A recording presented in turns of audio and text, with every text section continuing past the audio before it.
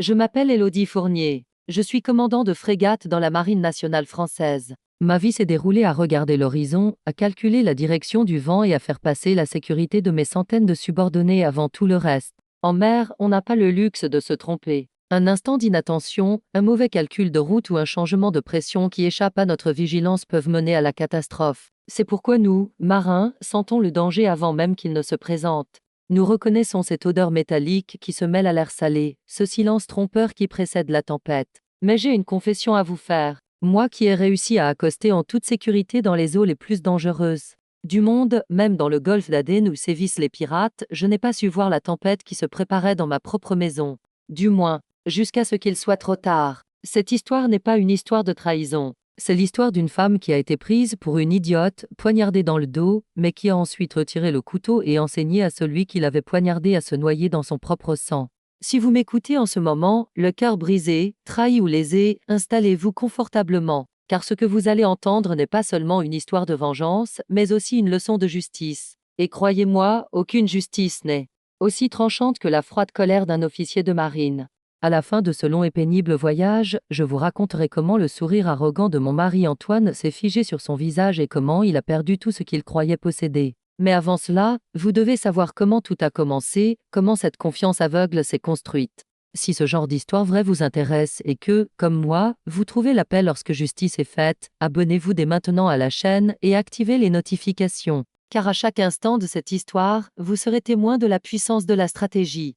Tout a commencé avec mon retour au port de Toulon après une longue mission de 6 mois. Toulon. Lorsque l'air humide et chaud si particulier à la Méditerranée m'a frappé le visage, j'ai mis de côté la fatigue que je ressentais dans mon uniforme.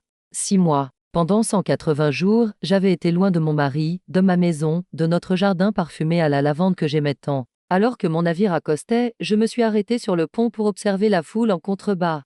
Dames famille, des enfants, des gens brandissant des pancartes Bienvenue papa, bienvenue maman. Mes yeux ne cherchaient que lui, Antoine. Antoine était l'un des avocats pénalistes les plus respectés et les plus incisifs de Toulon. Un homme beau, éloque, qui inspirait confiance dès qu'il entrait dans une pièce. Du moins, c'est ce qu'il semblait être vu de l'extérieur. Ce jour-là, il m'attendait sur le quai, un bouquet de lys blanc à la main, mes fleurs préférées.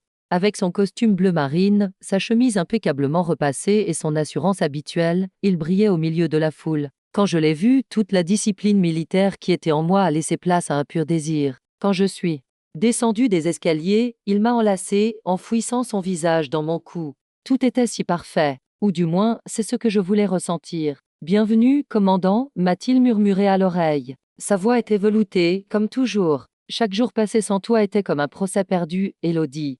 J'ai ri. J'aimais son langage littéraire, légèrement exagéré, d'avocate. Lorsque nous sommes montés dans la voiture, sa berline gris argentée qu'il aimait tant, j'ai pensé que tout était comme avant. Mais en navigation, il y a une différence entre le vent ressenti et le vent réel. Parfois, on croit sentir le vent sur son visage, mais c'est en fait la vitesse du bateau qui crée cette sensation. Sur le chemin du retour, Antoine tenait le volant d'une main et ma main de l'autre. Mais il y avait quelque chose d'étrange. Son regard. Ses yeux étaient rivés sur la route, mais son esprit semblait ailleurs. Il m'a demandé comment s'était passée ma mission, m'a interrogé sur les exercices dans le Pacifique, mais il ne semblait pas vraiment écouter mes réponses. C'était comme s'il suivait un scénario, posait les questions qu'il devait poser, mais ne s'intéressait pas aux réponses qu'il allait recevoir. Tout va bien à la maison, lui ai-je demandé, alors que nous roulions sur les routes sinueuses de la Côte d'Azur. Je l'ai senti se crisper légèrement. Sa main dans la mienne s'est contractée pendant un instant infime. Le plus grand talent d'un avocat est de savoir cacher ses émotions, mais j'avais moi-même été formé à l'analyse du comportement humain. Tout va très bien, a-t-il répondu avec son sourire professionnel. C'est juste que tu me manques et que je suis un peu débordé. Tu sais, cette grosse affaire à Marseille est toujours en cours. En arrivant à la maison, je m'attendais à ressentir cette paix familière. Notre maison en pierre de style provençal était baignée par la lumière rougeâtre du soleil couchant. En franchissant la porte, j'ai pris une profonde inspiration. Mais cette inspiration n'a pas rempli mes poumons de la sérénité que j'attendais. Il y avait dans l'air une odeur que je ne pouvais pas identifier. Non, ce n'était pas le parfum d'une autre femme. C'était quelque chose de plus abstrait. Une odeur de négligence. Ou peut-être une odeur de trop d'ordre. La maison était trop propre, trop symétrique, comme si quelqu'un avait tout préparé pour une séance photo de catalogue juste avant mon arrivée. Antoine était un homme désordonné. Il jetait ses dossiers et ses cravates n'importe où. Mais maintenant, la maison ressemblait à un musée. J'ai engagé une aide ménagère, m'a dit Antoine en remarquant mon regard, pour s'occuper de la maison en ton absence. Je ne voulais pas que tu sois fatigué à ton retour. C'est attentionné, n'est-ce pas? C'est ce que j'ai pensé à ce moment-là. En posant mon sac dans la chambre, j'ai remarqué une enveloppe sur la commode. Elle venait de la banque. Antoine l'a prise d'un geste rapide avant que je ne puisse la prendre. Ce n'est rien d'important, dit-il rapidement. Une mise à jour standard concernant les polices d'assurance. Je m'en occupe, chérie, tu as déjà passé des mois à te débattre avec des rapports. Ne te prends pas la tête avec des questions financières ennuyeuses. À ce moment-là, une petite alarme s'est déclenchée dans ma tête. Digne. C'était un son très léger. Depuis notre mariage, nous avions toujours pris nos décisions financières ensemble. Comme j'étais plus rigoureuse, c'était généralement moi qui m'occupais de nos investissements. Mais depuis 2 ans, mes responsabilités s'étaient multipliées et allongées, et Antoine avait progressivement pris les rênes.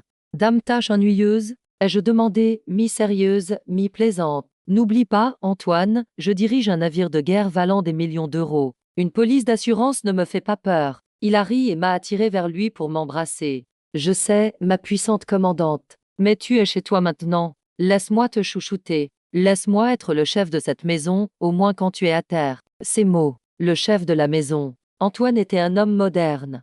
Il n'utilisait pas ce genre de phrase archaïque. Mais ce soir-là, alors que nous buvions notre vin et qu'il me racontait ce qui s'était passé en ville ces derniers mois, j'ai aperçu une étrange lueur dans ses yeux. Était-ce la lueur de la victoire ou de la culpabilité? Je n'ai pas su le distinguer à ce moment-là. Les premières semaines ont été comme un rêve. Ou plutôt, Antoine a tout fait pour que je le ressente ainsi. Dame dîner dans des restaurants chers, des cadeaux surprises. Il m'a même emmené à Nice un week-end. Mais sous toute cette attention exagérée, j'entendais constamment le tic-tac d'une horloge. Il ne laissait jamais son téléphone sans surveillance. Il l'emportait même avec lui dans la salle de bain quand il prenait sa douche. Avant, le code était notre date de naissance, mais un jour, quand j'ai voulu consulter l'heure, j'ai vu que le code avait changé.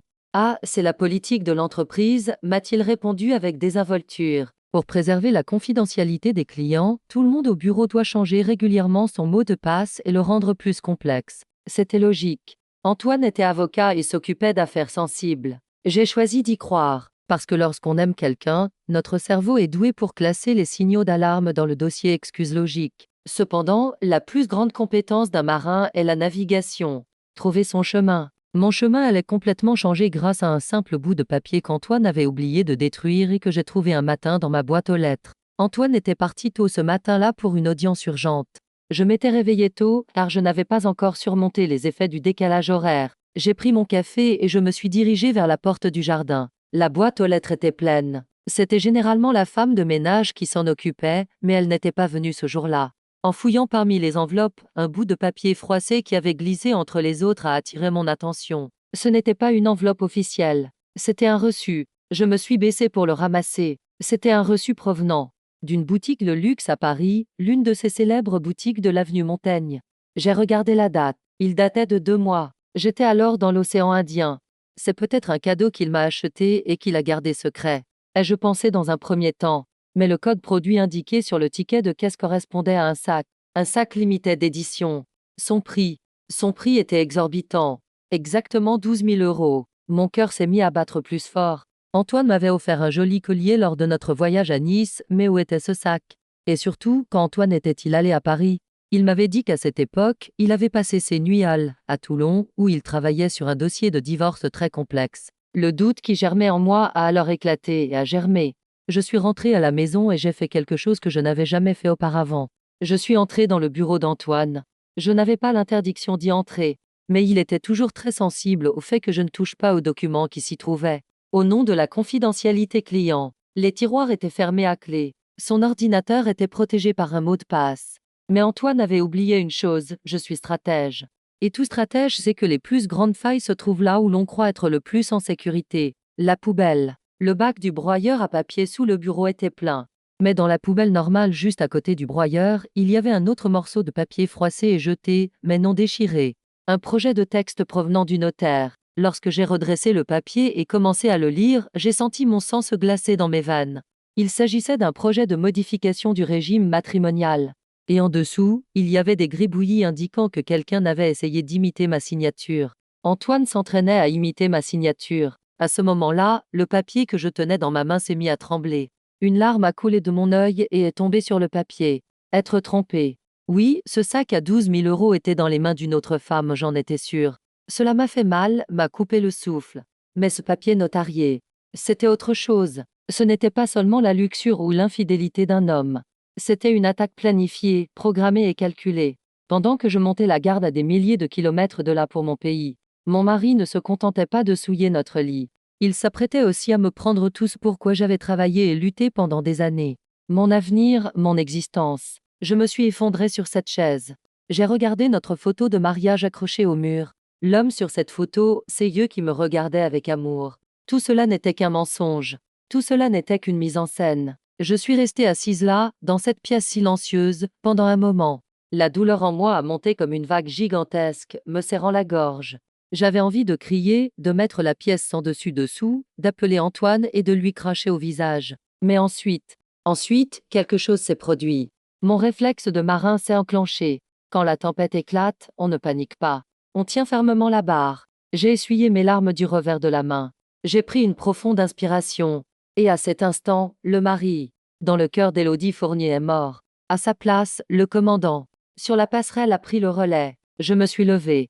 J'ai pris une photo du papier notarié, puis je l'ai froissé exactement comme je l'avais trouvé et je l'ai jeté à la poubelle. Comme si de rien n'était. Tu voulais jouer, Antoine? Très bien. Ton terrain, c'est peut-être le droit. Mais le mien, c'est la guerre. Et tu ne sais pas encore qui est la femme à qui tu as déclaré la guerre. Ce n'est pas l'histoire de ma chute. C'était le début de mon ascension. Mais Antoine ne le savait pas encore. Dormir dans le même lit que l'ennemi. On ne vous apprend pas ça à l'école militaire. On vous apprend à vous camoufler, à tendre des embuscades, à infiltrer les lignes ennemies, mais on ne vous apprend pas à quel point il est écœurant de dire bonjour chérie, tu veux du café? À l'homme qui prévoit de vous poignarder dans le dos au réveil. Le lendemain matin, après avoir trouvé ce document notarié, j'ai donné la performance la plus difficile de ma vie. Quand Antoine est entré dans la cuisine, je portais ma robe de chambre en soie et j'arborais sur mon visage le sourire d'épouse docile. Qu'il aimait tant. Mais à l'intérieur, ce n'était pas une tempête qui faisait rage, c'était un glacier qui se brisait. Tu sembles un peu pâle aujourd'hui, m'a dit Antoine en me pinçant la joue. Tu ne t'es toujours pas remise de la fatigue de ce long voyage en mer. Je l'ai regardé dans les yeux. Je voyais désormais clairement la fausse tendresse dans ses yeux bruns. Se rendre compte que ce que je croyais être de l'amour n'était en réalité que le regard d'un chasseur sur sa proie. Cela change une personne. Je pense que tu as raison, dis-je en faisant exprès de faire trembler ma voix. J'ai besoin de me reposer un peu. Je devrais peut-être te laisser t'occuper entièrement des questions financières et me concentrer uniquement sur ma maison. Hier, je n'ai même pas eu le courage d'ouvrir l'enveloppe que m'avait envoyée la banque. J'ai vu les pupilles d'Antoine s'agrandir. Il avait mordu à l'hameçon. Absolument, dit-il avec enthousiasme. Fais ce qui te plaît. Je m'occupe de tout. J'ai même rendez-vous chez le notaire aujourd'hui, je vais discuter des questions de procuration afin de faciliter certaines démarches en ton nom. Tu es formidable, ai-je dit en me retournant. Car si je l'avais regardé une seconde de plus, j'aurais pu vomir. Dès qu'Antoine eut quitté la maison, je partis à mon tour. Mais je ne me dirigeais pas vers la base navale. Je me rendais dans un café de pêcheurs délabré, peu connu des touristes, situé dans le vieux port de Toulon. Là-bas, la seule personne sur qui je pouvais compter dans ma vie m'attendait, le lieutenant Monica. Monica et moi étions amis depuis l'académie. Elle était mon exact opposé. J'étais respectueux des règles, stratégique et calme. Monica, quant à elle, travaillait dans les services de renseignement et de guerre électronique de la marine, elle était impulsive, avait un langage grossier, mais était un génie en matière de technologie. Elle pouvait démonter et remonter le cerveau électronique d'un navire, pirater une ligne satellite cryptée et obtenir les résultats d'un match. Quand je me suis assis à la table, elle était sur le point de finir son double espresso. Dès qu'elle a vu l'expression sur mon visage, elle a froncé les sourcils. « Capitaine », dit-il, laissant de côté toute formalité. Quelqu'un est mort, ou notre navire a coulé. Parce que je reconnais ce regard de mode combat. Je lui ai tout raconté. Le sac, le reçu, ce maudit papier notarié. Le plan d'Antoine qui consistait non seulement à me tromper, mais aussi à me dépouiller de tous mes biens et à me mettre à la rue sans le sou.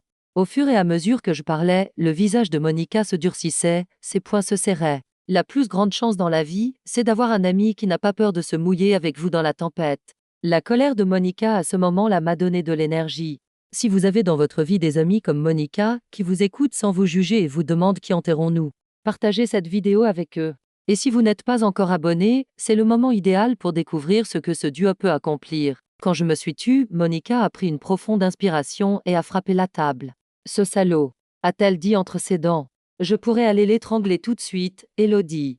Je me fiche de la loi, je pourrais l'attacher à une torpille et l'envoyer au fond de la Méditerranée. Non, répondis-je calmement. La mort serait une délivrance trop facile pour lui, Monica. Je veux tout ce qu'il possède.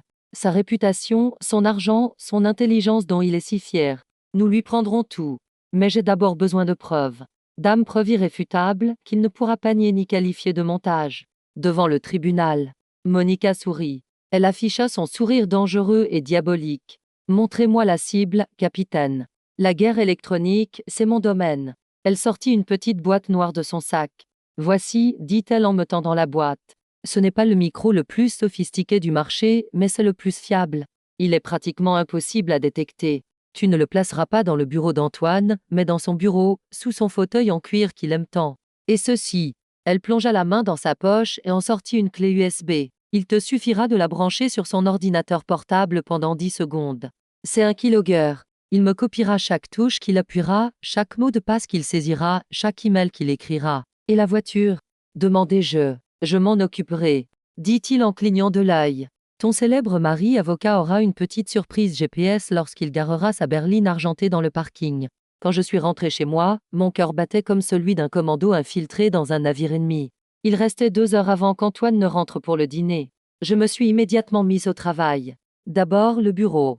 J'ai légèrement déchiré la doublure sous le fauteuil en cuir, j'ai placé le petit appareil que Monica m'avait donné et je l'ai refermé parfaitement. Puis l'ordinateur. Antoine ne laissait jamais son ordinateur allumé, mais il pensait avoir changé son mot de passe. Or, Monica m'avait déjà préparé un logiciel de force brute. Heureusement, je n'en ai pas eu besoin, le nouveau est complexe. Mot de passe d'Antoine était la date de naissance de sa maîtresse. Je ne le savais pas encore, mais j'allais le découvrir. J'ai branché la clé USB. À chaque clic que j'entendais pendant le chargement, je sursautais. 50%, 80%, 99%. Et c'était fini. À ce moment-là, j'ai entendu la porte s'ouvrir. Élodie, tu es en avance? La voix d'Antoine venait du couloir. J'ai éteint l'ordinateur, caché la clé USB dans ma main et quitté le bureau. Nous nous sommes croisés dans le couloir. Je voulais te faire une surprise. Ai-je dit, le cœur battant à tout rompre. Je t'ai préparé ton plat préféré, du bœuf bourguignon. Antoine a souri, mais ses yeux se sont posés sur la porte du bureau derrière moi. Tu étais dans mon bureau? C'était le moment critique. Si j'hésitais ne serait-ce qu'une seconde, tout serait fini. Oui, ai-je répondu calmement. La femme de ménage semblait avoir oublié cette pièce, je faisais le ménage. Je sais que je ne dois pas toucher au dossier des clients, ne t'inquiète pas. Il se détendit. Ses épaules s'abaissèrent. Il s'approcha de moi et m'embrassa sur le front.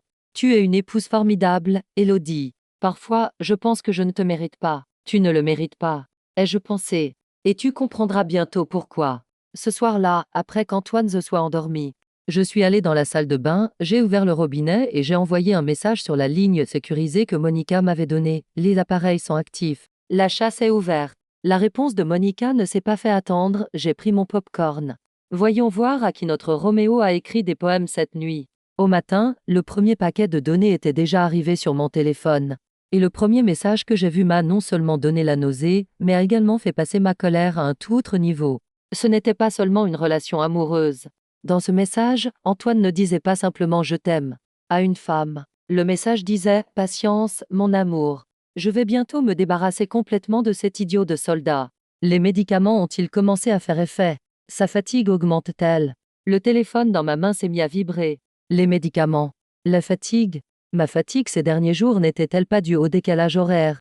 Antoine ne se contentait pas de me voler, il m'empoisonnait lentement. La guerre n'était plus seulement une question d'argent. C'était une question de survie. Sur un navire militaire, la plus grande menace n'est pas toujours un missile ou une torpille venant de l'extérieur. La plus grande menace est une petite fissure imperceptible dans la coque qui laisse lentement l'eau s'infiltrer. Antoine avait trouvé cette fissure dans ma coque et avait commencé à y injecter du poison. Je n'oublierai jamais le moment où j'ai lu ce message, ni les minutes que j'ai passées sur le sol glacé de la salle de bain. Les médicaments ont-ils commencé à faire effet? Cette phrase résonnait dans ma tête comme une sirène. Chaque matin après le petit déjeuner, Antoine me donnait une poignée de gélules sous le nom de vitamines. L'air marin t'épuise, j'ai préparé une cure spéciale pour ta peau et ton immunité, disait-il. Ces gélules. Chaque fois que je les avalais, je signais en fait mon arrêt de mort. Le lendemain matin, lorsque je suis descendu dans la cuisine, Antoine était debout devant le comptoir. arborant son habituel masque de mari attentionné. Il tenait un verre d'eau et cette maudite petite boîte de médicaments. « Bonjour ma chérie », m'a-t-il dit avec sa compassion dégoûtante. « Je t'ai préparé tes médicaments. Tu avais l'air très fatigué hier, tu ne dois pas les oublier. » À ce moment-là, j'ai dû faire appel à toute ma volonté pour ne pas lui sauter dessus et lui serrer le cou. Mais un commandant n'agit jamais avec ses émotions. Il agit avec stratégie. J'ai souri. « Merci ma chérie », ai-je dit en prenant les comprimés dans ma main. J'ai porté le verre à mes lèvres, j'ai bu l'eau, mais j'ai caché les comprimés sous ma langue. C'était une astuce simple que j'avais apprise il y a des années lors d'un stage de survie. Pendant qu'Antoine se retournait pour faire du café, j'ai rapidement craché les comprimés dans le mouchoir que j'avais dans ma poche. Dès que je suis sortie de la maison, je me suis précipitée non pas chez Monica, mais au laboratoire de toxicologie de l'hôpital Denise. Le colonel Moret, médecin-chef, était un vieil ami. Je lui ai expliqué la situation comme faisant partie d'une opération secrète, sans lui dire que je soupçonnais mon mari, car dans l'armée, les rumeurs se propagent plus vite qu'un bateau. Je veux que tu analyses ces capsules à mon sang, Pierre, lui ai-je dit. Et tu ne dois remettre les résultats qu'à moi, en main propre. Lorsque les résultats sont arrivés dans l'après-midi, le visage du docteur Moret était livide. Élodie, a-t-il murmuré. Ces gélules ne contiennent pas de vitamines. Elles contiennent une forte dose de bêta-bloquants. Des traces d'arsenic, à petite dose, sur une longue période. Cela vous affaiblit progressivement, perturbe votre rythme cardiaque et finit par provoquer une insuffisance cardiaque qui semble naturelle. Je serrai fermement le rapport dans ma main. Antoine n'avait pas l'intention de divorcer. Il avait l'intention de devenir veuf. Ainsi, il n'aurait pas à se soucier du partage des biens et pourrait disposer seul de toute ma fortune et de mon assurance vie. Ce n'était plus une affaire de divorce. C'était une enquête pour meurtre. Et la victime était également détective. Parfois, la personne la plus proche de vous peut être votre pire ennemi. Ne dites pas ça ne m'arrivera pas. Si quelque chose vous dérange, faites taire cette voix qui vous dit que vous êtes paranoïaque. Et cherchez la vérité. Comme je le fais en ce moment. Si vous voulez voir comment la justice a rendu son verdict à la fin de cette histoire, n'oubliez pas d'aimer la vidéo. Votre soutien est notre carburant. Quand je suis sortie de l'hôpital, Monica m'a appelé. Elle avait l'air excitée. « Capitaine, le taupe est sorti de son trou », m'a-t-elle dit. « J'ai découvert qui est votre maîtresse. Et croyez-moi, vous allez être surpris. J'ai garé la voiture sur le côté. » Qui ? Elle s'appelle Camille Leblanc. Elle a 26 ans. Elle a commencé comme stagiaire dans le cabinet d'avocat d'Antoine et elle est maintenant associée junior. Mais ce n'est pas le plus surprenant. Camille est la fille qui t'a offert des fleurs lors de l'événement caritatif que tu as organisé l'année dernière. Une image me vint à l'esprit. Une jeune fille blonde à l'air innocent. La fille qui m'avait dit « Vous êtes mon idole, commandant ». Je n'avais pas remarqué le regard qu'Antoine lui avait lancé ce jour-là. Comme j'étais aveugle. Il y a plus, a dit Monica. Les données provenant du keylogger. Antoine a créé une société écran aux îles Caïmans. Tu sais comment elle s'appelle ? C'est Alimi. Camille et Antoine. C'est romantique, n'est-ce pas ? Ils transfèrent petit à petit l'argent qu'ils retirent de tes comptes bancaires à cette société sous le nom de frais de consultation. Combien ? Demandai-je. Environ 400 000 € jusqu'à présent, Élodie. Et il y a 2 autres prêts importants qui ont été contractés à ton nom, à ton insu. Si tu meurs, ces dettes seront remboursées par l'assurance et c'est à limite se retrouvera avec une fortune intacte. Lorsque j'ai raccroché, j'ai posé ma tête sur le volant. La colère avait désormais laissé place à une haine et un dégoût pur. Mais j'avais un plan. Antoine pensait que j'étais une femme malade, faible et proche de la mort. Alors je lui donnerais ce qu'il voulait. En rentrant chez moi ce soir-là, j'ai pâli mon visage avec du maquillage. J'ai ajouté de légères cernes sous mes yeux. J'ai fait trembler ma main express à table. « Ça va, Élodie ?» m'a demandé Antoine. Il y avait une fausse inquiétude dans sa voix, mais dans ses yeux. Dans ses yeux, il y avait une attente impatiente. « Tu as pris tes médicaments aujourd'hui, n'est-ce pas ? » « Oui, ai-je répondu d'une voix faible. J'ai laissé tomber ma fourchette. « Je ne sais pas, Antoine. Je me sens très faible. Mon cœur. » Parfois, j'ai l'impression qu'il va s'arrêter. Les lèvres d'Antoine esquissèrent un léger sourire. Un sourire de victoire. Il posa sa main sur la mienne. « Ne t'inquiète pas, mon amour, » dit-il. « C'est juste le stress. Je suis là. Tout va passer. » « Oui, Antoine. » ai-je pensé. « Tout passera. Mais pas comme tu le crois. » Cette nuit-là, dans mon lit, pendant qu'il dormait, je regardais le plafond. J'avais trouvé le point faible de mon ennemi, son orgueil. Il se croyait tellement intelligent et moi tellement stupide qu'il avait commencé à connaître des erreurs. Et moi, j'avais déjà commencé à rassembler ces erreurs pour tisser le nœud coulant que je passerais autour de son cou. Ma prochaine étape ne serait pas seulement de récupérer l'argent. Je le ridiculiserais devant Camille, qui l'aimait tant, dans son propre jeu. Mais avant cela, je devais transformer son rôle de malade en phase terminale, en une œuvre d'art. La scène était prête. Les acteurs étaient en place. Il ne me restait plus qu'à ajouter une petite surprise héritage au scénario. Un appât qui pousserait la cupidité d'Antoine à son paroxysme. Un chasseur doit attendre patiemment après avoir tendu son piège. Il doit laisser sa proie renifler l'appât, tourner autour et finalement mordre à l'hameçon. Le piège que j'avais tendu n'était pas en fer ou en acier. Il était fait des rêves, de l'ambition et de l'appétit insatiable d'Antoine pour l'argent. Pendant les 3 jours qui ont suivi mon retour à la maison, j'ai livré une performance digne d'un Oscar. Je ne suis pratiquement pas sorti de mon lit. Chaque fois qu'Antoine entrait dans la chambre, je faisais semblant d'avoir du mal à respirer et je laissais mes mains trembler. Quand il m'apportait mes médicaments empoisonnés, je lui souriais avec gratitude, mais dès qu'il quittait la pièce, je les vidais dans un petit bocal que j'avais caché sous mon lit. Ce bocal allait être mon meilleur témoin au procès. Le 3e soir, il y avait une violente tempête dehors. C'était le moment idéal. Antoine est entré dans la chambre avec un bol de soupe à la main. Son visage affichait cette expression lasse mais dévouée. Du mari. Allez, ma chérie, dit-il en s'asseyant au bord du lit. Tu dois manger quelque chose. Le docteur Moret a dit que tu devais te reposer, mais tu es en train de fondre. Je refusai la soupe. Je plissai les yeux, comme si j'avais du mal à me concentrer, et posai ma main sur la sienne. Elle était glacée, car je l'avais plongée dans de l'eau glacée. Antoine, murmurai-je, j'ai quelque chose à te dire. J'y pense depuis des jours. Je ne me sens pas bien. J'ai l'impression que ma fin est proche. Antoine s'est immédiatement mis à protester. Ne dis pas n'importe quoi, Élodie. Tu es juste fatiguée, tu vas t'en remettre. Mais la panique dans sa voix ne venait pas de la peur de me perdre, mais du fait que les choses allaient plus vite que prévu. Il ne voulait pas encore que je meure, car les questions d'héritage n'étaient pas encore tout à fait réglées. Écoute-moi, dis-je en l'interrompant. S'il m'arrive quelque chose, je ne veux pas que l'État prenne tout, surtout ce coffre-fort. Antoine hésita. Le voile de fausse inquiétude qui recouvrait ses yeux se leva un instant, laissant place à une curiosité pure et vive. Quel coffre-fort, Élodie? Je pris une profonde inspiration, comme si parler me faisait mal. Celle de mon grand-père, ai-je répondu. Tu sais, c'était un ancien amiral. Quand il est revenu d'Algérie, il a ramené avec lui quelques souvenirs. Dame chose qui ne figurait pas dans les registres officiels. Dame lingot d'or, Antoine. Et quelques diamants bruts. J'ai entendu Antoine retenir son souffle. L'atmosphère de la pièce a changé d'un seul coup, à Monaco. Et je poursuivis mon mensonge. Dans un coffre-fort privé dans le Vieux-Port. Un coffre-fort que je suis le seul à connaître, qui s'ouvre avec mes empreintes digitales. Sa valeur. Je ne sais pas, peut-être 2, peut-être 3 millions d'euros. Je n'en ai parlé à personne. Aux agents du fisc, ni même à toi.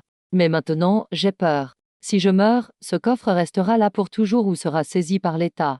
J'ai serré la main d'Antoine. Je veux que tu prennes cet argent, Antoine. Je veux que tu réalises tes rêves avec cet argent. Mais nous ne pouvons pas le faire légalement. Tu dois trouver un moyen. Nous devons vider ce coffre avant ma mort. J'avais lancé l'hameçon. Et Antoine n'avait pas seulement mordu à l'appât, il l'avait avalé. Chut, d'accord, ne te fatigue pas, dit-il. Sa voix n'était plus compatissante, mais excitée. Il tremblait. Je m'en occupe. Une procuration. Non, mieux que ça. Je connais les lois monégasques. Si tu me signes un document d'autorisation et que tu me donnes la clé du coffre-fort, nous pouvons présenter cela comme un transfert de patrimoine familial. La clé. Dis-je en sortant une vieille clé rouillée de sous mon oreiller. Il s'agissait en fait de la clé de l'ancienne cabane dans notre jardin, mais j'y avais collé une fausse étiquette sur laquelle était inscrit Royal Vo Monaco. Grâce à Monica. L'étiquette avait été vieillie de manière si professionnelle qu'elle semblait avoir 50 ans. Antoine prit la clé. Il la regarda comme s'il s'agissait d'un saint Graal. Repose-toi, mon amour, dit-il en se levant rapidement. Je vais aller dans mon bureau préparer les documents nécessaires. Tout doit être parfait d'un point de vue juridique. Il est sorti de la pièce en courant presque. Dès que la porte se referma, je repoussai la couette et mis mes écouteurs. Monica était à l'autre bout du fil. Bingo, dit Monica. Capitaine, je peux entendre les battements de cœur de cet homme d'ici. Il est en train d'appeler Camille. Fais-moi écouter. Ai-je dit. La voix d'Antoine résonna dans mon oreillette. Il parlait rapidement, à bout de souffle. Camille, écoute, le plan a changé. Non, sa mort ne nous sert pas encore, tu dois attendre. Il y a un énorme bonus à la clé. Un coffre-fort à Monaco. On parle de millions, idiot. Non, la femme n'est pas folle, j'ai la clé. On doit la garder en vie jusqu'à ce qu'on vide le coffre-fort. On va réduire la dose de médicaments. Il suffit qu'elle soit suffisamment lucide pour signer. La voix aiguë de Camille retentit. Tu es sûr, Antoine? Et si c'était un piège? Antoine rit. Un rire arrogant et dégoûtant. Un piège? Nous parlons d'Élodie, Camille. C'est une soldate pure et dure. Elle ne sait que recevoir des ordres et sauver la patrie. Elle ne comprend rien aux jeux financiers. En ce moment, elle tremble dans son lit comme un pauvre chaton qui croit qu'il va mourir. Je la tiens dans le creux de ma main. Je fermai les yeux et souris. Pauvre chaton, hein. Les gens commettent leurs plus grandes erreurs lorsqu'ils se croient les plus forts. Antoine a baissé sa garde, grisé par la victoire. Mais il ignorait une chose, il n'y avait pas d'or dans ce coffre. Dans ce coffre-fort, il n'y avait que le néant, qui allait causer sa perte. Si vous aimez voir un narcissique se noyer dans sa propre cupidité, aimez la vidéo et écrivez que le jeu commence. Dans les commentaires, car le vrai divertissement commence maintenant. Le lendemain matin, Antoine est arrivé avec une liasse de documents. Son visage portait les traces de l'insomnie, mais aussi de la victoire. Ma chérie, dit-il, j'ai tout préparé pour toi. Ces documents nous permettront de sécuriser tes avoirs à Monaco sous le nom de fondation familiale. Il te suffit de signer ici, ici et ici. Je jetai un œil aux documents. Il était rusé. Il ne me présentait pas comme une personne mentalement dérangée. Mais au contraire, il déclarait que je cédais tous mes biens de mon plein gré, et avec pleine autorité, à Antoine Fournier. Dès que ces documents seraient signés, je lui céderais non seulement le coffre-fort imaginaire de Monaco, mais aussi tout ce que je possédais, ma maison à Toulon, mes économies à la banque et même mon fonds de pension. Donne-moi le stylo, dis-je faiblement. Antoine m'a tendu le stylo. Sa main tremblait. J'ai signé. Mais ce n'était pas ma signature. J'ai apposé la fausse signature que j'avais vue sur le papier du notaire. Cette signature légèrement inclinée qu'Antoine avait passé des mois à essayer d'imiter. Antoine ne s'en est même pas aperçu. Il a pris les papiers et les a mis dans son sac. Super, a-t-il dit. Je dois aller à Monaco maintenant, pour lancer les démarches. Toi, ne sors surtout pas du lit. Antoine, ai-je dit alors qu'il franchissait la porte. Tu m'aimes, n'est-ce pas? Il s'est arrêté. Il ne s'est pas retourné. Plus que tout, Élodie. Plus que tout. Quand il quitta la maison, je reçus un message de Monica, GPS activé. Il est en route pour Monaco. Notre surprise est-elle prête? Prête. Ai-je répondu. Quand Antoine arriverait à Monaco, il trouverait vraiment un Royal Veau. À cette adresse. Monica avait créé un faux site web et une fausse carte sur Internet. Mais quand il se rendrait à cette adresse, il ne trouverait pas une banque, mais un ancien entrepôt abandonné et un comité d'accueil. Qui l'attendrait dans cet entrepôt? Non, pas la police. Pas encore. La personne qui l'attendait, c'était le détective privé que j'avais engagé, qui, caméra à la main, allait filmer Antoine en train d'essayer d'entrer dans ce bâtiment en ruine, essayant d'ouvrir une porte rouillée avec cette clé. Et le plus incroyable, Camille s'y rendait aussi, parce qu'il ne se faisait pas confiance. Les voleurs ne se font jamais confiance. Pendant qu'ils se dévoraient mutuellement sur les routes de Monaco, je me suis levée. J'ai pris ma douche. J'ai enfilé mon uniforme.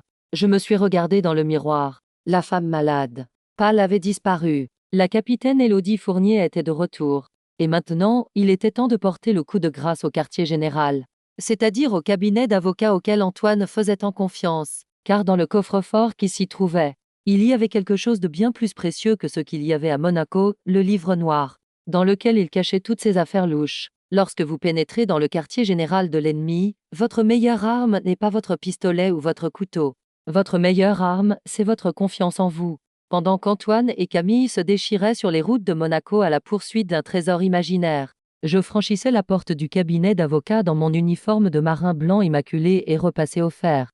Les insignes sur mes épaules brillaient. La réceptionniste a failli laisser tomber le téléphone qu'elle tenait à la main en me voyant. Madame Fournier, balbutia-t-elle. Mais, Monsieur Fournier nous a dit qu'il était parti à Monaco et que vous étiez très malade à la maison. Je lui ai lancé un de ces regards perçants qu'un commandant réserve à ses soldats. Comme vous pouvez le constater, Charlotte, l'air marin peut parfois faire des miracles. Antoine m'a appelé, il a oublié un dossier très important dans son coffre-fort. Le dossier CA. Il m'a demandé de le récupérer et de le lui remettre. C'est urge. Plus un mensonge est gros et dit avec autorité, plus il est facile à croire. La jeune fille a hoché la tête. Bien sûr, monsieur, je m'en occupe. Lorsque je suis entrée dans la chambre d'Antoine, j'ai verrouillé la porte derrière moi. La pièce sentait le cigare cher et le cuir. L'odeur de la trahison. J'ai activé mon oreillette. Je suis à l'intérieur, Monica.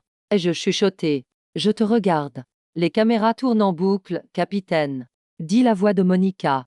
Pour l'instant, les écrans de la salle de sécurité montrent une pièce vide. Vous avez 5 minutes. Vous savez où se trouve ce coffre-fort? Je peux le deviner, répondis-je. Antoine était narcissique. Il cachait ses objets les plus précieux derrière ses propres succès. Je me dirigeais vers l'énorme trophée avocat de l'année encadré et accroché au mur, lorsque je fis glisser le cadre sur le côté, un coffre-fort en acier gris me sourit. Bingo, dis-je. Le clavier est numérique. 6 chiffres. D'accord, dit Monica. Essayons la méthode classique d'Antoine. Son anniversaire? J'ai essayé. Voyant rouge. Votre anniversaire de mariage? J'ai essayé. Voyant rouge.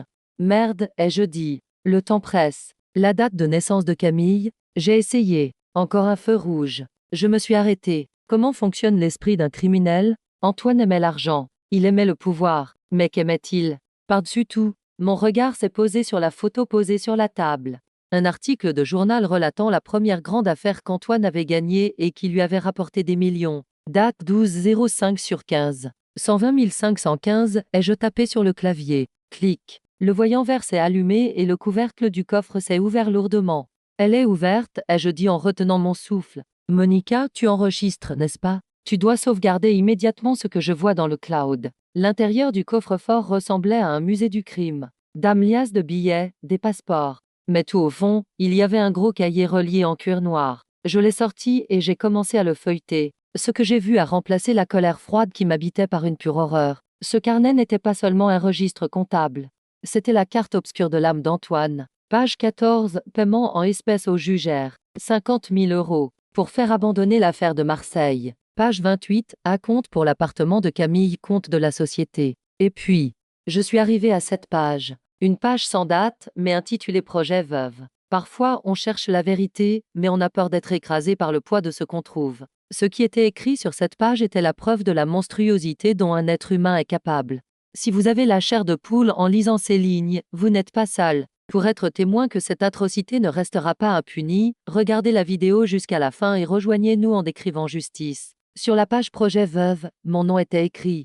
À côté, il y avait un calendrier. Étape 1, gagner la confiance et obtenir les procurations. Terminé. Étape 2, augmenter la dose de médicaments. Symptômes, troubles du rythme cardiaque, fatigue. En cours. Étape 3, accident ou mort naturelle. Date cible fin octobre. Résultat, transfert complet de l'héritage, paiement de l'assurance vie 2,5 millions d'euros. Mes mains tremblaient lorsque j'ai pris la photo de la page. Ce n'était plus une affaire de divorce. C'était le document d'un meurtre planifié. Antoine ne m'avait pas seulement trompé, il m'avait nourri comme un agneau destiné à l'abattoir et avait marqué la date de mon sacrifice sur le calendrier. Juste à côté du carnet, il y avait 2 billets d'avion. Aller simple, Rio de Janeiro. Date exactement une semaine après ma date de mort prévue. Au nom d'Antoine et Camille. Tu as vu, Monica? Demandai-je d'une voix glaciale. J'ai tout pris, capitaine, répondit Monica. Sa voix tremblait. Ce salaud. Cet homme ne verra plus jamais la lumière du jour, Élodie. Sors de là, tout de suite. La police doit être en route, mais nous devons d'abord mettre notre plan à exécution. J'étais sur le point de remettre le cahier à sa place et de fermer le coffre-fort lorsque mon téléphone a sonné. L'écran affichait mon mari.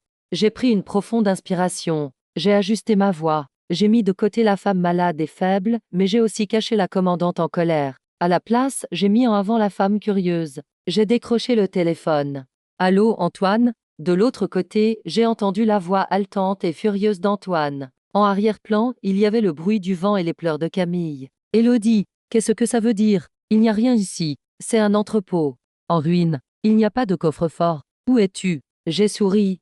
Je me suis adossé au fauteuil en cuir dans la pièce. Ah, mon amour, ai-je dit d'une voix calme. Es-tu sûr d'avoir cherché au bon endroit? Peut-être que le coffre-fort est métaphorique. Peut-être que le véritable trésor, c'est l'honnêteté humaine, qu'en penses-tu? Antoine hésita. Qu'est-ce que tu racontes? Tu n'as pas pris tes médicaments. Tu as la tête qui tourne? La clé n'ouvre pas la porte. Cette clé, dis-je en regardant la note projet veuve posée sur son bureau. C'est la clé de la remise à outils dans le jardin, Antoine.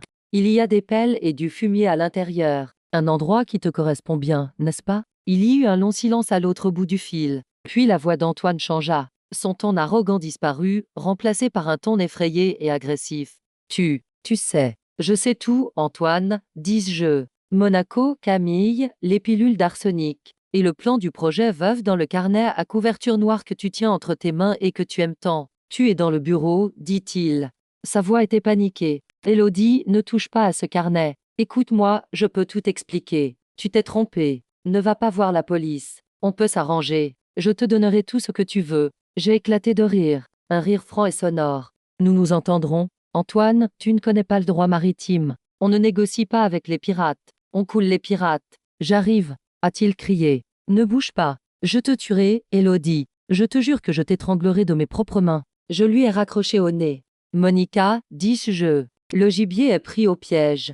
À présent, fou de rage, il prendra de mauvaises décisions en revenant ici, à Toulon. Il ira trop vite, il commettra des erreurs. Il est temps d'avertir la police. Non, répondit Monica. La police viendra à la fin, capitaine. Laissez-le d'abord venir ici, parce qu'il y a un dernier compte à régler avec lui dans ce bureau. Et Camille, elle est avec lui. Ils doivent les voir ici, sur les lieux du crime, debout devant votre corps qu'ils croient mort. Je mis le carnet dans mon sac, je laissai le coffre ouvert, et je m'assis dans son fauteuil. Viens, Antoine, viens voir comment l'œuvre que tu as créée va te détruire. Pour un commandant, le moment le plus difficile n'est pas celui où la guerre commence. Le moment le plus difficile, ce sont les dernières secondes où l'on attend que l'ennemi entre dans le champ de tir. Dans le bureau d'Antoine, assis dans son fauteuil en cuir ostentatoire, le carnet à la couverture noire dans la main, face à la porte fermée du bureau. Monica respirait silencieusement dans mon oreillette. L'ascenseur s'est mis en marche, dit Monica. Sa voix avait le sang-froid d'un opérateur radar. Ils sont à l'intérieur, tous les deux. Leur pouls est si élevé que leurs montres connectées doivent détecter une activité sportive. J'ai souri, j'ai redressé le stylo sur le bureau. J'ai vérifié les boutons de mon uniforme. Tout devait être parfait, car l'homme qui allait bientôt franchir la porte était habitué à me voir négligé, malade et faible. Le choc qu'il allait ressentir en voyant devant lui un officier de la marine française à la volonté d'acier serait ma première victoire. Bruit de pas ont retenti dans le couloir. Pas rapide, furieux, paniqué. Et à côté, le cliquetis nerveux des talons hauts. La poignée de la porte fut actionnée. Elle était verrouillée. Ouvre cette fichue porte, rugit Antoine. Il donna un coup de pied dans la porte. Élodie, je sais que tu es là. Je me suis levée. Je me suis approchée lentement de la porte. J'ai tourné la serrure et je me suis reculée. La porte s'ouvrit brusquement. Antoine fit irruption dans la pièce. Les cheveux en bataille, la cravate défaite, le visage rouge écarlate. Derrière lui se trouvait Camille, la stagiaire innocente.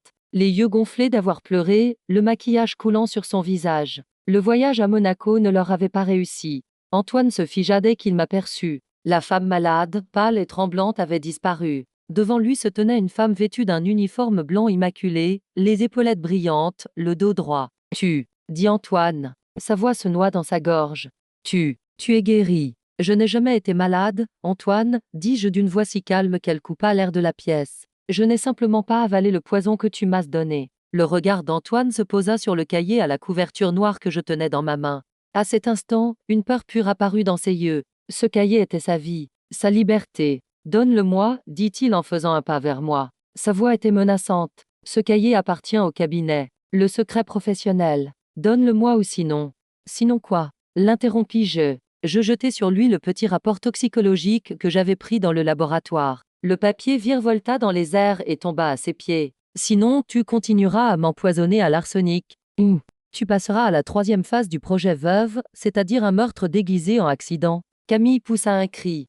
Elle porta la main à sa bouche. Antoine, tu m'avais seulement dit que tu allais divorcer. Un meurtre, de l'arsenic. Antoine se tourna vers Camille et lui cria « Ferme-la, idiote, tu gâches tout ». Puis il se retourna vers moi. Ses yeux étaient sombres. Il ressemblait à un rat acculé dans un coin, et les rats, quand ils sont acculés, mordent. Personne ne te croira, a-t-il grogné. Je suis l'avocat le plus respecté de cette ville. Toi, tu es une soldate paranoïaque qui a perdu la tête à cause du stress de son travail. Je nierai tout ce qui est écrit dans ce cahier. Je ferai en sorte que ce rapport soit falsifié. Je te ferai interner dans un hôpital psychiatrique, Élodie. Tu m'entends? Je te ferai pourrir dans cet hôpital. Les tyrans tirent leur pouvoir de votre peur. Quand ils vous disent personne ne vous croira. Vous n'y arriverez pas. Vous n'en avez pas la force. Ils ne font en réalité que crier leur propre peur. Antoine pense jouer sa carte la plus forte, sa réputation. Mais il oublie une chose, à l'ère de la technologie, la réputation ne tient qu'à un seul bouton diffusion en direct. Si vous aussi vous aimez voir les masques des tyrans tomber, aimez cette vidéo dès maintenant, car vous allez assister à la faillite en direct d'un narcissique. J'ai lentement mis la main dans ma poche et j'ai sorti mon téléphone. J'ai tourné l'écran vers lui. Tu as raison, Antoine, ai-je dit. Peut-être qu'ils ne me croiront pas, mais je lui ai montré le bouton rouge diffusion en direct. sur l'écran de mon téléphone et les commentaires qui défilaient. Qu'est-ce que tu vas dire aux 15 000 personnes qui nous regardent en ce moment? Antoine a pâli. Il avait l'air d'avoir vu un fantôme. C'est quoi?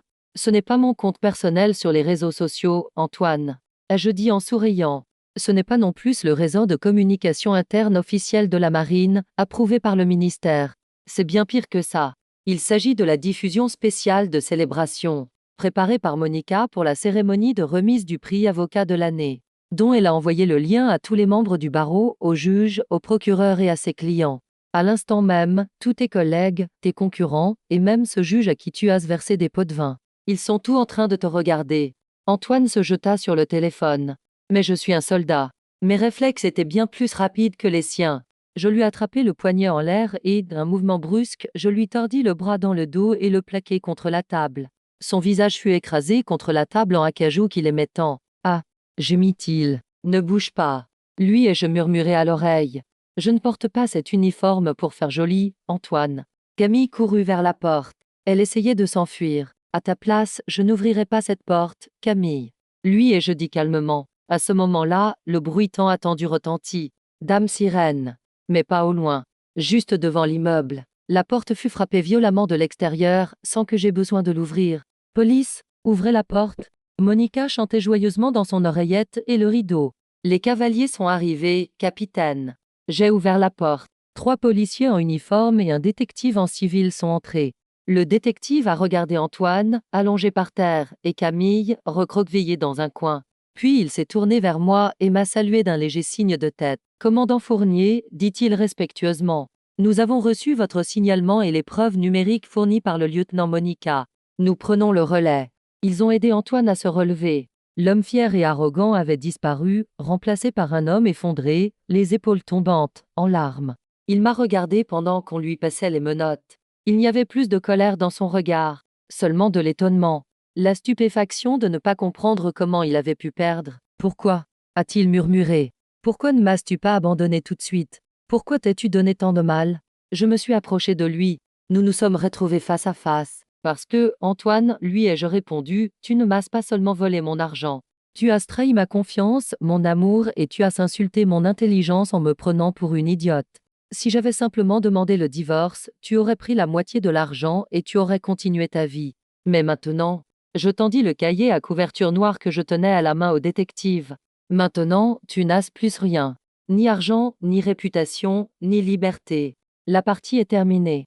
Antoine et Camille ont été emmenés dans le couloir par les policiers, laissant le bureau plongé dans un profond silence.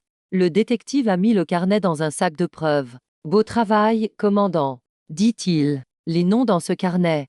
Ce n'est pas seulement une affaire de divorce, cela va se transformer en une grande opération anticorruption.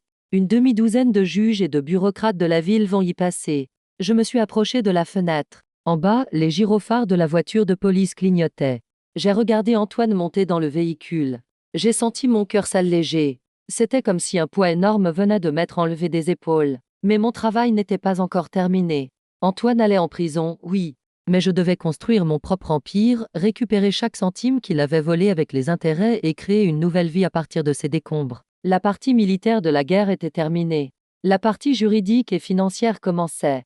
Et croyez-moi, lorsqu'un marin commence à lire les cartes financières, il ne reste plus aucun trésor à cacher dans l'océan. Lorsque le nuage de poussière se dissipe sur le champ de bataille, le plus difficile est toujours de nettoyer les décombres. Pendant qu'Antoine et Camille attendaient leur procès entre les murs froids de la prison de la Farlède, je menais une autre bataille à l'extérieur. Cette fois-ci, ce n'était pas pour la liberté, mais pour l'honneur et l'avenir. Au cours de la première semaine qui a suivi l'arrestation d'Antoine, l'atmosphère étouffante qui régnait dans notre maison s'est dissipée. J'ai ouvert les fenêtres pour laisser entrer la brise salée de la Méditerranée. J'ai purifié chaque recoin de la maison de l'odeur de trahison qui y régnait. Mais il n'y avait pas que la maison à purifier. Mes comptes bancaires, mon dossier de crédit et mon avenir étaient également souillés. L'avocat d'Antoine, qui était un ancien ami d'Antoine et avait accepté à contre-cœur de prendre l'affaire en charge, m'a proposé un accord. Madame Fournier, m'a-t-il dit en transpirant devant moi. Mon client est prêt à vous donner les codes de ses comptes aux îles Caïmans et à signer les papiers du divorce selon vos conditions si vous retirez l'accusation de tentative de meurtre. Je refermai le dossier posé sur mon bureau et le regardai. Maître, dis-je, je pense qu'il y a un malentendu. Antoine pense-t-il être en position de négocier? Écoutez, dit l'homme, désespéré. Il faudrait des années pour récupérer cet argent aux îles Caïmans. Le droit international, la bureaucratie. Sans Antoine, vous n'avez aucune chance de récupérer cet argent. Je souris. Monica, peux-tu entrer? Demandai-je. Monica entra. Elle tenait une tablette dans ses mains. Elle posa la tablette devant l'avocat. Voici, dit Monica, la trace numérique de tous les transferts effectués par Antoine via la société CA Limited. Et ceci, dit-elle en montrant un document du doigt, est l'ordonnance de gel des avoirs et restitution, rendue ce matin par la Haute Cour des îles Caïmans. En nous appuyant sur le droit maritime international et les protocoles relatifs au financement du terrorisme, nous avons fait passer le compte d'Antoine au statut de transaction suspecte. L'argent est désormais bloqué et la procédure de restitution aux autorités françaises a déjà été engagée. L'avocat resta bouche bée. Comment avez-vous fait cela? Nous sommes des militaires, ai-je répondu. Nous avons l'habitude d'opérer au-delà des frontières. Dites à Antoine que je n'ai pas besoin de ses mots de passe.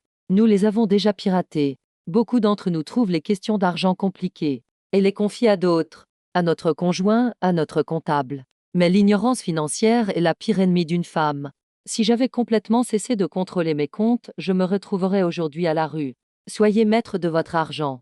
Si cette victoire juridique vous plaît, faites-le savoir en écrivant Le pouvoir est entre mes mains. Dans les commentaires. Le procès a été difficile. Antoine a tenté de se défendre en affirmant devant le tribunal qu'il avait des problèmes psychologiques et qu'il ne savait pas ce qu'il faisait.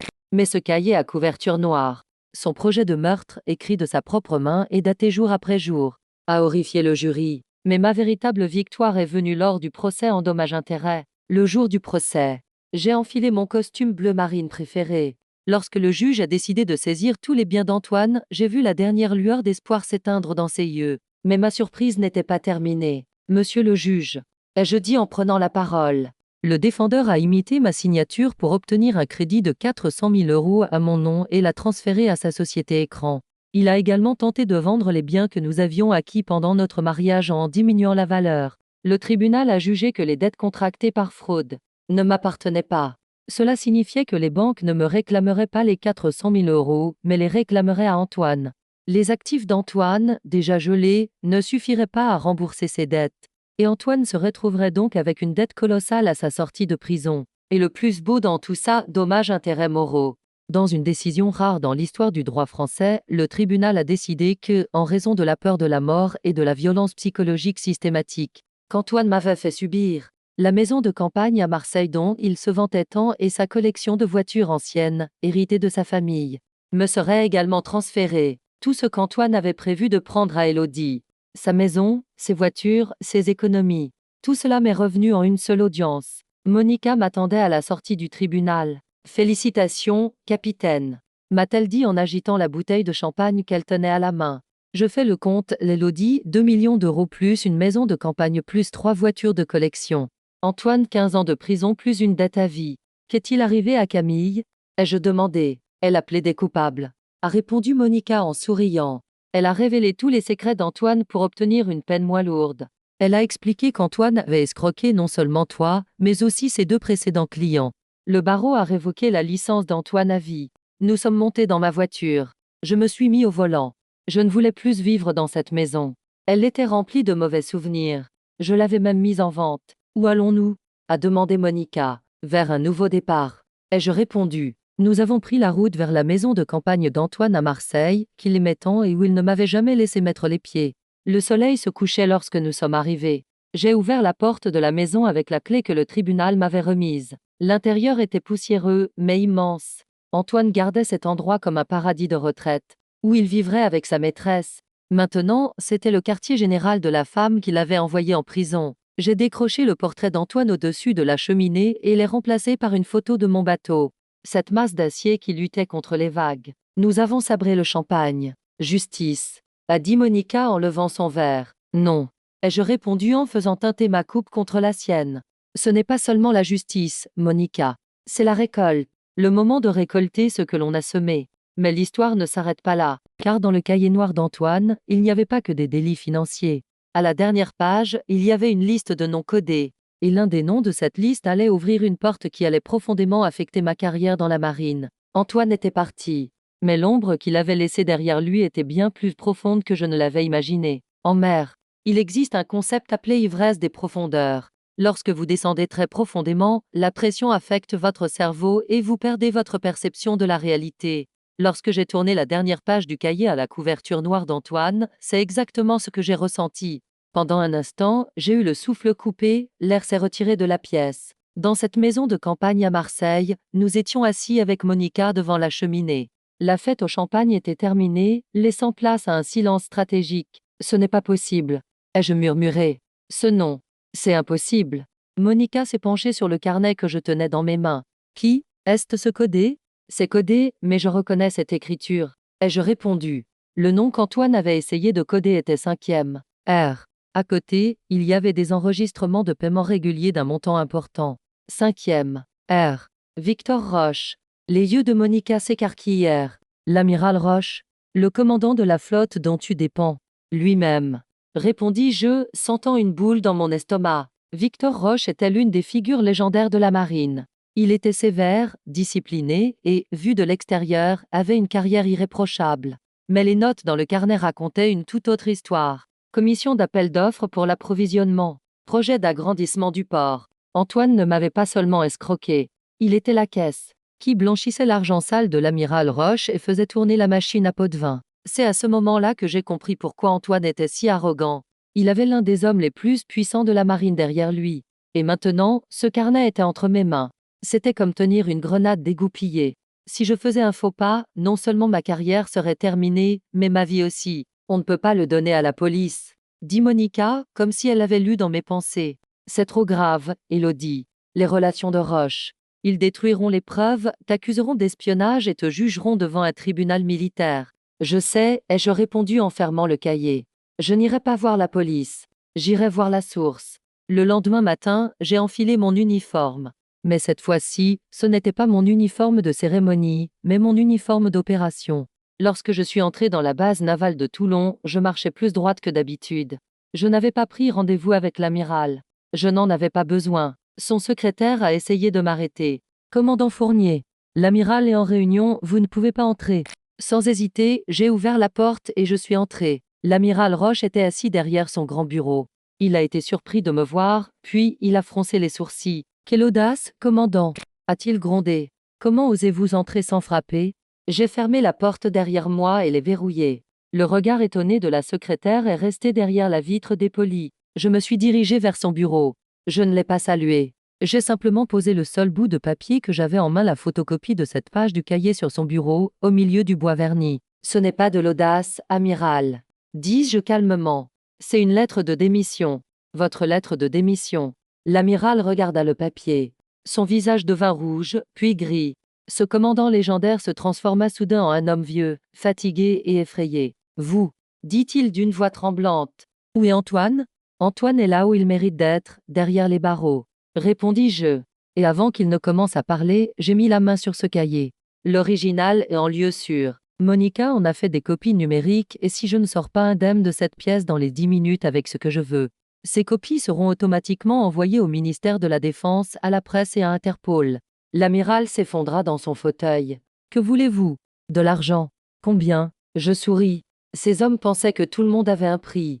Antoine aussi le pensait. De l'argent. Dis-je avec dégoût. J'ai récupéré mon argent avec intérêt auprès d'Antoine, amiral. Je n'ai pas besoin de votre argent sale. Je veux mon honneur et le grade que je mérite. Je me penchai vers son bureau et le regardai dans les yeux. Voici ce que vous allez faire. 1. Vous allez demander votre retraite anticipée pour raison de santé. En silence, sans scandale. 2. Vous allez lever cette décision injuste de mise en attente dans mon dossier et approuver mon commandement de la force opérationnelle en Méditerranée, c'est-à-dire mon grade de capitaine de vaisseau. La chose la plus difficile dans la vie est de dire non à l'autorité. La personne en face de vous peut être votre patron, votre commandant ou quelqu'un de très puissant. Mais n'oubliez pas que ceux qui tirent leur pouvoir de l'ombre sont ceux qui ont le plus peur de la lumière. Si vous pensez vous aussi qu'il faut savoir se montrer intrépide pour obtenir ce à quoi on a droit, partagez cette vidéo avec vos proches. Parfois, le courage d'une seule personne peut changer tout un système. L'amiral m'a regardé pendant un moment. Il y avait de la haine dans ses yeux, mais aussi du respect. Il avait compris qu'il ne pourrait pas me vaincre. Vous êtes une femme dangereuse, Élodie, m'a-t-il dit. Non, amiral, répondis-je. Je suis simplement une femme juste. et la justice peut parfois sembler dangereuse. Il a signé le document devant lui. Sa demande de retraite et ma lettre de promotion. Lorsque je quittais la pièce, les soldats dans le couloir me saluèrent. Mais cette fois, leur salut était différent. Ils ne saluaient plus seulement un commandant, mais un leader. En sortant de la base et en montant dans ma voiture, mon téléphone a sonné. C'était Monica. Capitaine, dit-elle joyeusement. La nouvelle se répand rapidement. Roche a eu un problème cardiaque soudain et a demandé sa retraite. Et un nouvel ordre de nomination du ministère est arrivé dans le système. Félicitations, colonel Fournier. J'ai posé ma tête sur le volant et j'ai pris une profonde inspiration. Antoine, en essayant de me détruire, m'avait transformé en une personne plus forte que je ne l'avais jamais été. Sa cupidité avait été les marches de mon ascension. Mais l'histoire ne s'arrêtait pas là. J'avais désormais de l'argent, du pouvoir et un grade.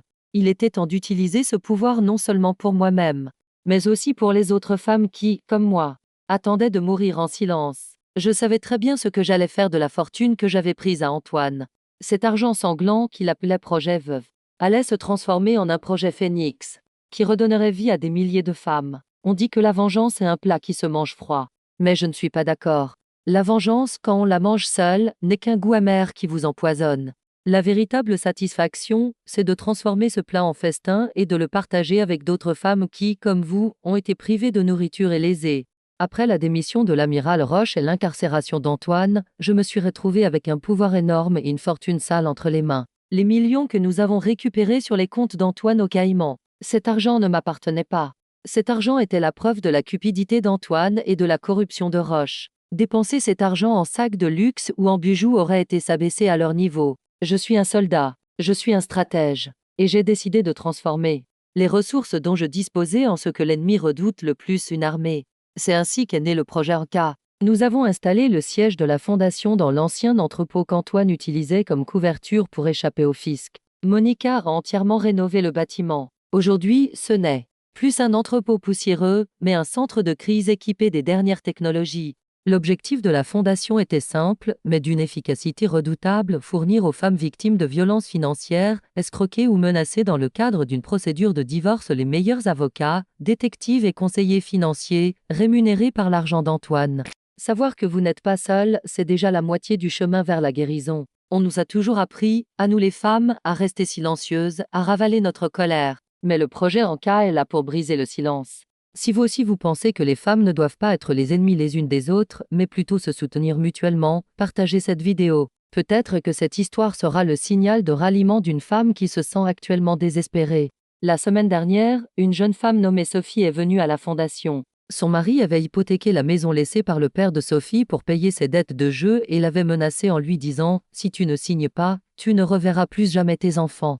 Sophie tremblait lorsqu'elle est entrée dans mon bureau, tout comme moi à mes débuts. Je lui ai souri depuis le fauteuil en cuir d'Antoine, qui était désormais le mien en tant que présidente de la fondation. « N'aie pas peur, Sophie, lui ai-je dit. Ton mari n'est qu'un amateur comparé au nôtre. » En moins d'une heure, Monica avait récupéré tous les relevés des paris illégaux de cet homme. Les avocats de la fondation ont obtenu une ordonnance de référé le jour même. Et moi, je me suis contentée de tenir la main de Sophie et de lui dire « Tu n'es plus seule. L'argent sale qu'Antoine aimait tant est désormais le ticket de liberté pour des femmes comme Sophie. Les frais juridiques, les honoraires des détectives, l'hébergement temporaire. Tout est payé grâce à la fortune accumulée par Antoine. Je suppose que c'est ce qu'on appelle la justice poétique. Et moi, en tant que colonel Élodie Fournier, je suis à la tête de la force opérationnelle en Méditerranée. Plus personne ne remet en question mes décisions désormais.